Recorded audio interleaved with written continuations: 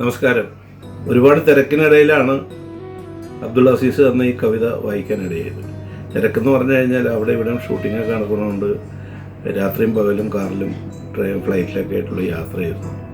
അപ്പോൾ ഒട്ടും തന്നെ ഏതെന്തെങ്കിലും കാര്യത്തെക്കുറിച്ച് ആലോചിക്കാനോ ചിന്തിക്കാനോ സമയമുണ്ടായില്ല, നേരമുണ്ടായില്ല.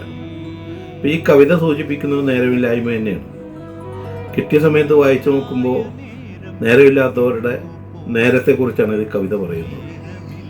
അത് പാടങ്ങളെല്ലാം നികന്നു സൗധങ്ങളായെന്നും പണിശാലകളിൽ ആളുകൾ ഇല്ലാതാവുന്നതും അങ്ങനെ പറയുന്ന വിവിധ കാര്യങ്ങൾ, കൗമാരങ്ങളെപ്പറ്റി, പുകഞ്ഞു നടക്കുന്ന കൗമാരങ്ങളെപ്പറ്റി, അങ്ങനെ വിവിധ കാര്യങ്ങളാണ് ഈ കവിതയിൽ പറയുന്നത്.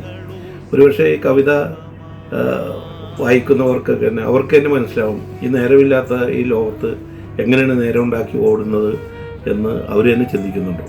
അങ്ങനെ ചിന്തിക്കാൻ പ്രേരിപ്പിക്കുന്നൊരു കവിത എന്ന നിലയിൽ അബ്ദുൾ അസീസിൻ്റെ ഈ കവിത നേരമില്ലാത്ത നേരത്ത് കവിത പ്രസക്തമാണ്. അതിന് എല്ലാവിധ ഭാവങ്ങളും നേരും. വിലപിച്ചു തേങ്ങുവാനാരുമില്ല, വെള്ള പുതച്ചു കിടത്തിയില്ല, സ്തുതി കീർത്തനങ്ങളോ കേട്ടതില്ല, സുഗന്ധദ്രവ്യങ്ങളോ പൂശിയില്ല.